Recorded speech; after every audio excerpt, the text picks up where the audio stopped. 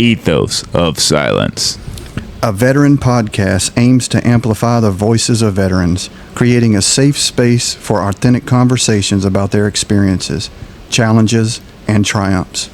We seek to break the stigma surrounding mental health and foster community support, resilience, and understanding. Through storytelling, expert insights, and candid discussions, we strive to inspire healing, promote awareness, and empower veterans on their journeys. Welcome. Scares you? Why? What happens with it? You really have to know what you're doing. Oh yeah, man. That's anything when you're messing with speed, though. I mean, you're talking about a bass boat that can easily do 100 plus miles an hour, and you got to think when you let off the throttle, you have no brakes. Oh yeah. You have no way to stop. Come on, man. You throw it in reverse, right? Yeah. All right, we're back. Ethos of Silence. Tim here, 10 years in the Marine Corps, and I got Derrick here with me. 6 years in the Marine Corps. All right, let's see where we're at. We almost out of first phase, man. We were just kind of learning what we did, how PFTs worked, a little bit about how McMap worked, a little bit about everything, a little bit about how they call things different stuff, and then you get in the second phase where they crank up the intensity. And you thought they were already cranked up the intensity because you're in this learning phase and just soaking up all this knowledge. And second phase, all of a sudden now they don't have to spend the time. They're turning the heat up. Throttling knowledge into you. They're turning up the heat. The McMac drills are getting intense. Yeah, painful. You're learning more than how to throw a punch. You're throwing punches at each other. And then they get into pugil sticks. God, I love that. That was so much fun. I wish I could do that again. Oh, man. Pugil sticks is awesome. I almost wish, I had the money to set up an American Gladiator arena to have kids come and play pugil sticks and play all the American Gladiator games, because that's literally what I thought I was in when they put you in the helmet and they give you this fucking huge-ass Q-tip, right? Yep. And you've got a red end, and that symbolizes a fixed bayonet on the front. And you've got a black end, and a black symbolizes the buttstock of the weapon. And you're holding it, and you've been marching around with your M16 in your hand, learning how to march, learning how to drill. Yep. So you've learned some maneuvers with your M16 that you're now trying with your pugil stick, and you're like, oh, shit, this feels real. The weight feels exactly like the weight of my M16 doing drills. Yep, that is one thing I noticed with pugil sticks is they apparently somebody, when they thought up this event, they sat there and they wanted to make the stick weigh almost exactly what a combat load M16 would. Yeah, that was one of the first things I noticed about it. Well, that's one of the first things you notice anyway, because one thing that they love doing to you, so that you would get good with your weapon and drill, was hold that thing straight out with one hand. Practice that. Don't let it drop. Keep your arm parallel to the deck. Keep your arm parallel. And be the one to get caught drooping. That's it. Then they'd go feed you to the sand gnats because they got to eat too. Yeah. And if anybody doesn't know what a sand flea is, think of a gnat, but 100 times worse. Yeah, because I don't understand where they put the teeth, because it's not big enough to have teeth, but it's eating on me.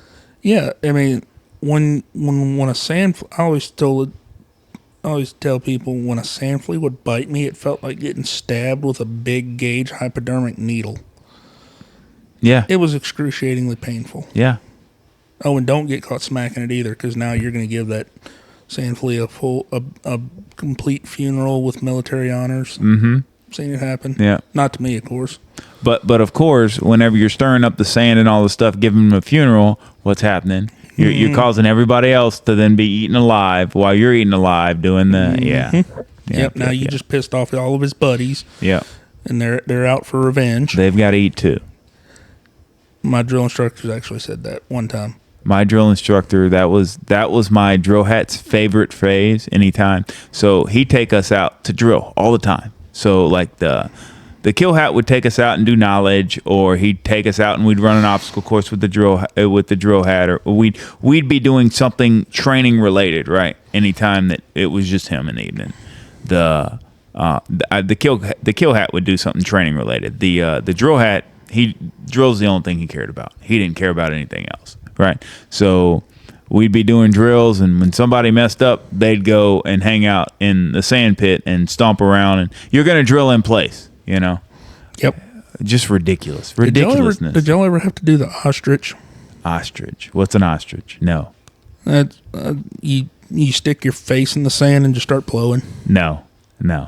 Yeah, we had to do that one. That sucks. A few times. It did. That sucks. Definitely did.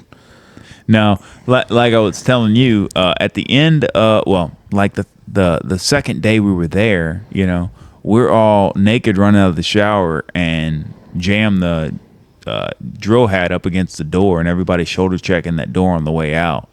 He was so fucking pissed. We get dressed. All we do is put on fucking skivvies, and it's skivvies, October, Parrish Island, and we are running around waking up the sand fleas in the sand pits. This is our second fucking day. We don't know anything, you know? We barely dragged the sea bags over and figured out how to fucking do drill right to where they let us into the chow hall. And here we are. And here we are waking up the sand fleas because we done pissed off the drill hat. Yep.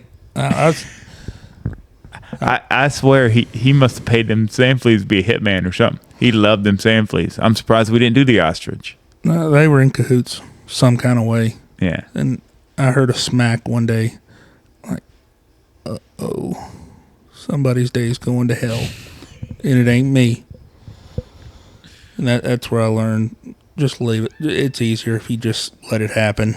All right, so let's get back to the phase 2, the pugil sticks and the McMap, right? So McMap, they teach you all these amazing martial arts things, and we think it's the best thing in the world because they're calling it a Marine Corps martial arts program, and what's more badass than the Marine Corps? Because I decided I want to be a Marine, right?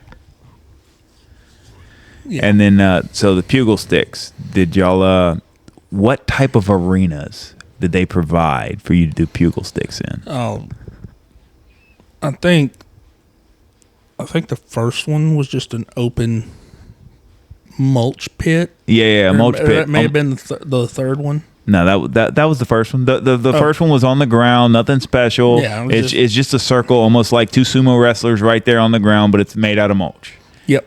Yeah. And you had, even though personally I would have loved to have tried it without the pads, just to get the full experience, so to speak. Of course. And just to make it a little more interesting, but it was definitely an eye opener doing that first one. But the second one, I think it was the second one, where I remember 3 arenas total.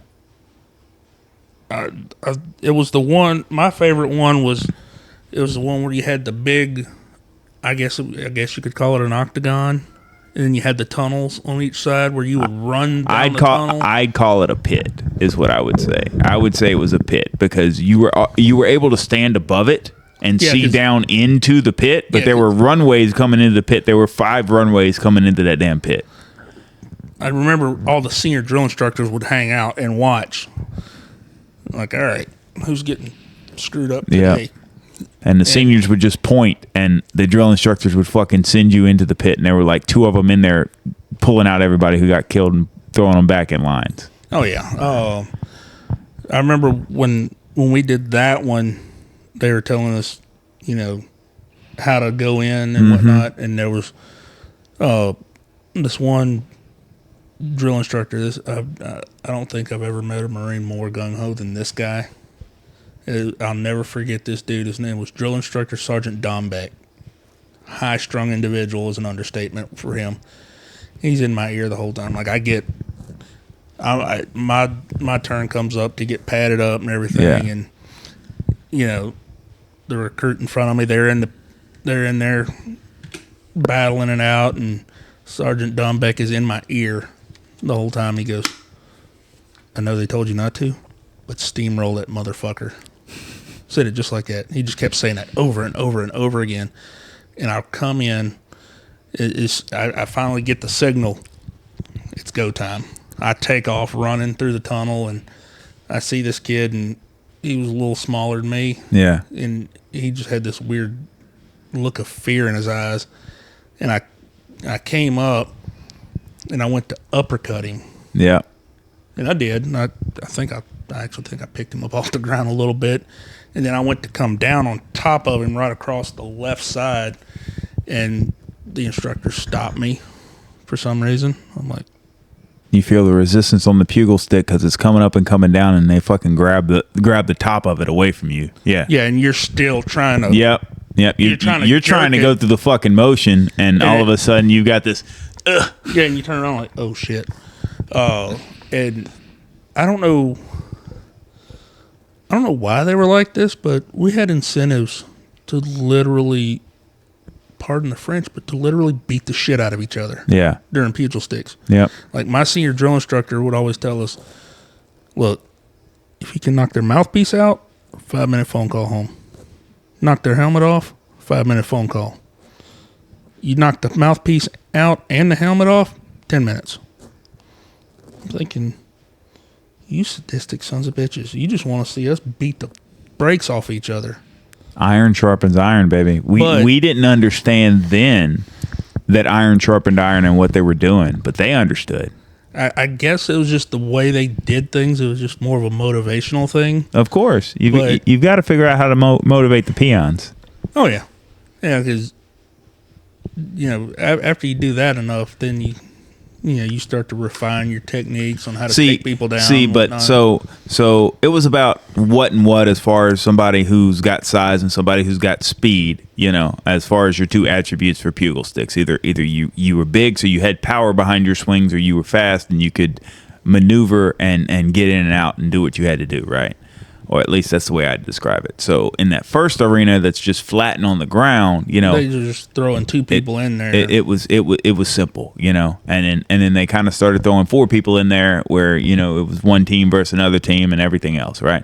In the pit is whenever the bigger evenly matched up. The bigger guys started having their way with people because you had the ability to, once you were in the pit by yourself, even if they were sending 5 lanes, the lanes weren't able to see each other, so you weren't able to get there at the same time. So you were able to engage the targets as they were showing up. Well, see, when I did that one, it was just 2 recruits at a time. Okay. In there. I guess because they figured somebody would get pissed off and get carried away and actually start hurting people. But I noticed for the pit, you were evenly matched. Okay. To a point. And then pugil's the third one, I think it was. I don't remember the arena we fought. The third one, I'll tell you what the arena was. I can't remember that one for some reason. So there were these ramps, right? And there was this log that was flat that you ran across the log, but the log was probably a good 2.5, 3 foot off the ground. Yeah. And that was the arena, was the fact of you charging at somebody. And that's where, and we did all the pugil sticks in one day, right? So don't know. They split us up. We didn't do them all in one day. Oh, we did them over. We had them spread loaded over time. Okay. Interspersed with the rest of our training. Okay. We did them all with McMap in one day. I guess maybe the cold weather or whatever. They were trying to rush us through all the training or something. I don't know. Yeah, I got there in February and graduated in March. Yeah. Or no, excuse me, May. And so we had cold and hot weather, yeah, so I guess that's why they spread loaded. I was there in November. I was probably doing pugil sticks about November time frame. Late November, early December is probably when I was doing pugil sticks. But I mean, if I think back to the weather, man, the weather was perfect. The weather was perfect for training, man. And like I tell my wife, I said, sometimes I have trouble remembering what I did 5 minutes ago, but there's certain things that when I get to talking about it, I can remember shit from 20 years ago. Oh, yeah. Like my opponent for Pugils 3, he's actually on my Facebook page, and hopefully he doesn't see this considering what I'm about to say, but it was like I was trying to fight a freaking silverback gorilla. This dude was huge, and I'm gonna call him, his name was Ken Yaki. Dude was huge in boot camp, and I'm thinking, I run out and I'm like, he said how much you want to reenact it. I mean, he's your buddy. I'm like, this is David and Goliath, and this ain't the Bible. Yep. Goliath wins by default. Yeah. Back then, I was maybe 140, soaking wet. if I was that much, I'm thinking there is no way in hell I'm about to get my shit pushed in big time. And he I ain't gonna lie. I'll admit it. He beat the shit out of me that day. Yeah. I will take that one. Yeah. But I think I like that arena the best because, with the first arena and the second arena, like there was no fear of like actually losing or actually falling. That the fear of falling off that log, even though it's only like 2.5, 3 feet, and fighting somebody for it. Like, I want to be the one to make you go off the log. You're not going to be the one to make me go off the log. You know what I mean? Like, the mentality going into it, especially, like, the mentality that they've done built up of, and you've got your drill instructor in your ear trying to hype you up, and you've got your senior drill instructor trying to, you're trying to win them goodies. Oh, yeah. I think if I would have been more evenly matched with my opponent, I would have enjoyed Pugils 3 better. Okay. But my personal favorite was the pit because it was a confined area. You don't have a lot of room to maneuver. And, at the same time, you're literally trying to beat the brakes off of your opponent. Yeah. But at the same time, you've got to avoid hitting the instructor. Because they're in there, yeah. Yeah, be the one to hit the instructor and see how that goes. Tell me how that goes out for you. Oh. But I want to say Pugils 2 was my favorite in the pit. Yeah. I don't know why. It just was. Either way, Pugil Sticks was some of my favorite stuff. I would love to do that again. Now, would I want to do it without the pads now? No. Then I'm young and dumb enough to recover. Now, yeah, back then I could a couple hours later I'm ready to go again. Yeah. Now, if I was to do Pugil Sticks right now, even with the pads, I'd probably need 2 months to recover. Yeah, don't even talk to me for a while. If you need me, I'm gonna be laid up in the bed, sucking down some ibuprofen and drinking water. Yeah. Well, but, I guess Doc did teach you something then. Huh? Yeah. Yeah. Doc's normal go-to fix any kind of injury.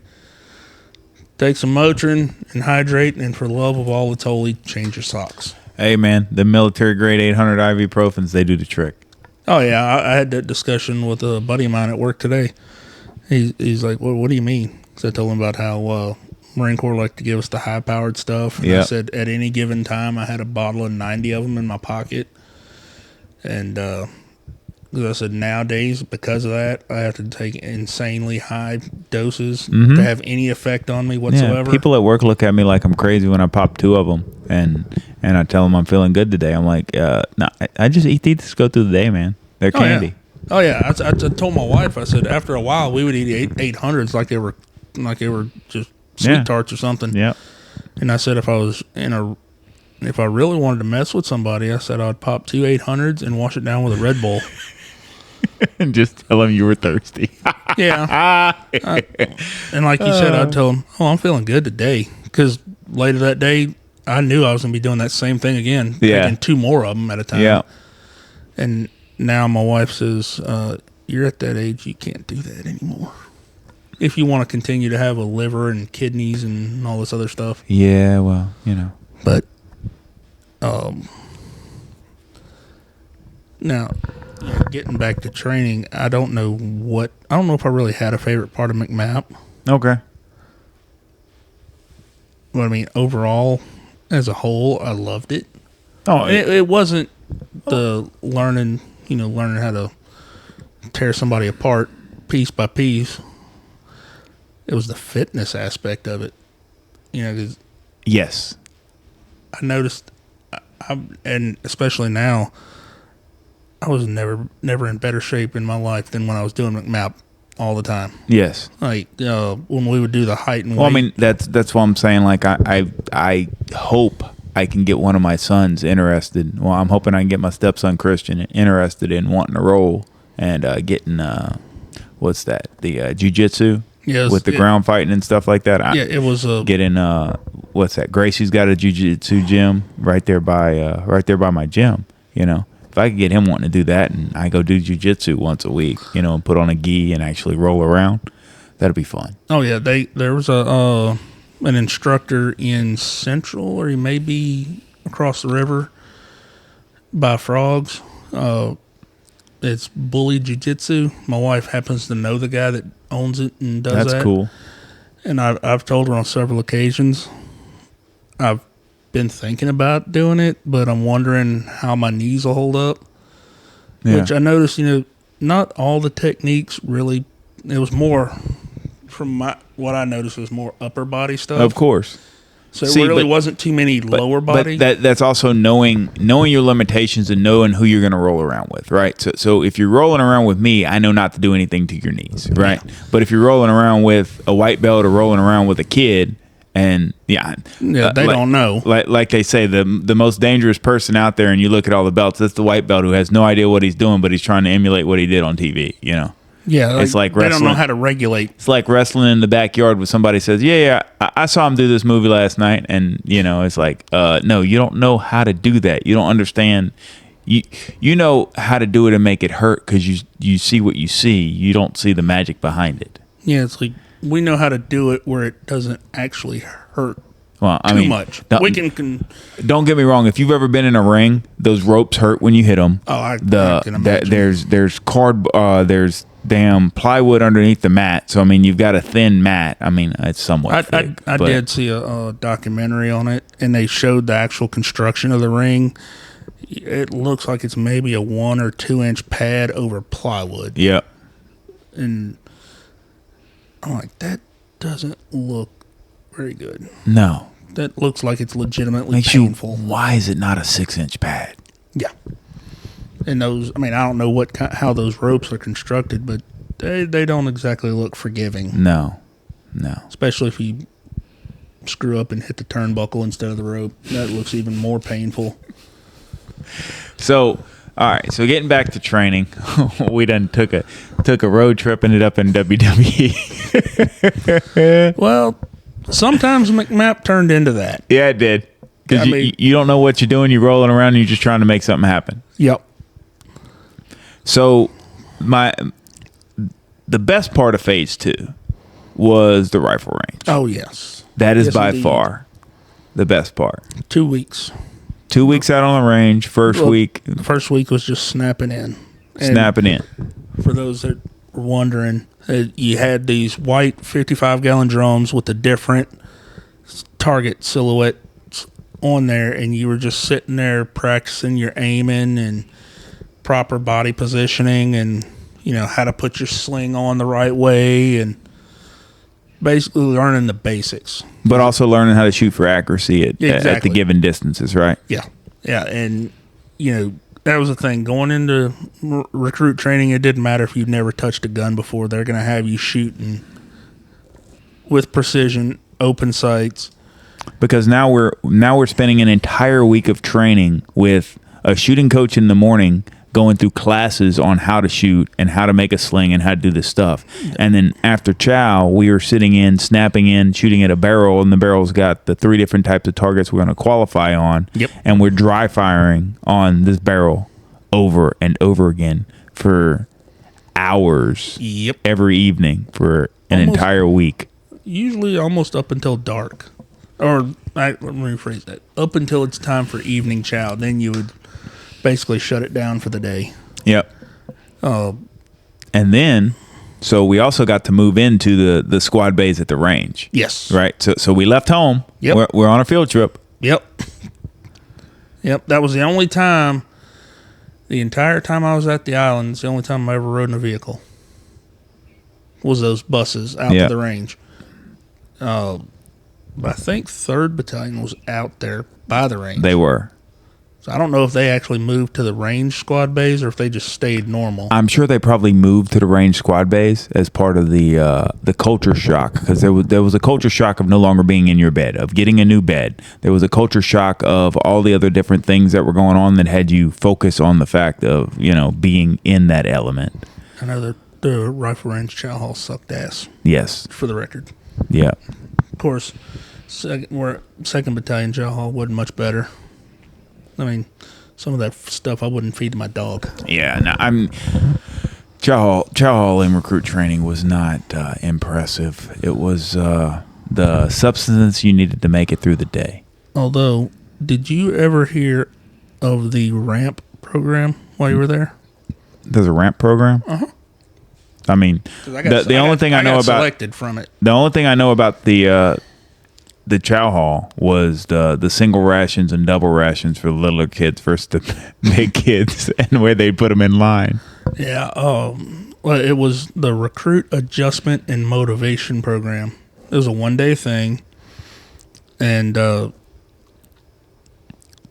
think it was 1 or 2 recruits from each platoon in a company went out with the company first sergeant, which mine was First Sergeant Carl Curtis. Dude was a beanpole. I don't think he ever ate anything.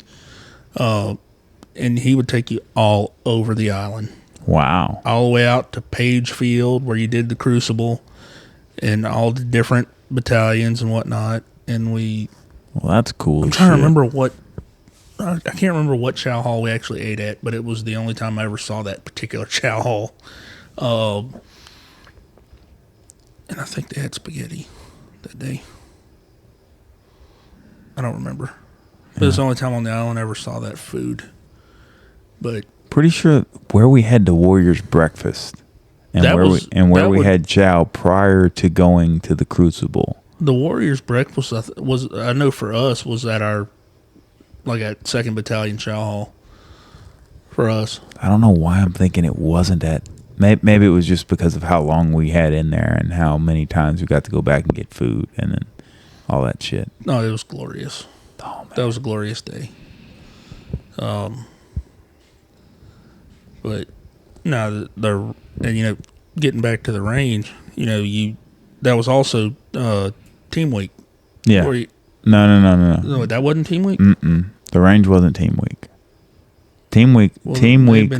May have been for us. Team week is in phase 3 toward the end of everything when you get to go and do the chow hall and all the other different. We must have did billets. it differently then, because I remember doing team week while we were at the range. Really? Yeah. Wow. Okay. Yeah, because I remember a blood drive, and somehow I got selected for that. So I stood around all day directing recruits where to go. And we were reporting to this civilian, and me and my battle buddy were the last 2 to leave that day, and he goes, hop in the van. Oh, I forgot. Yeah, we had to hop in the van for him to bring us back. And he pulls up to the chow hall, and he goes,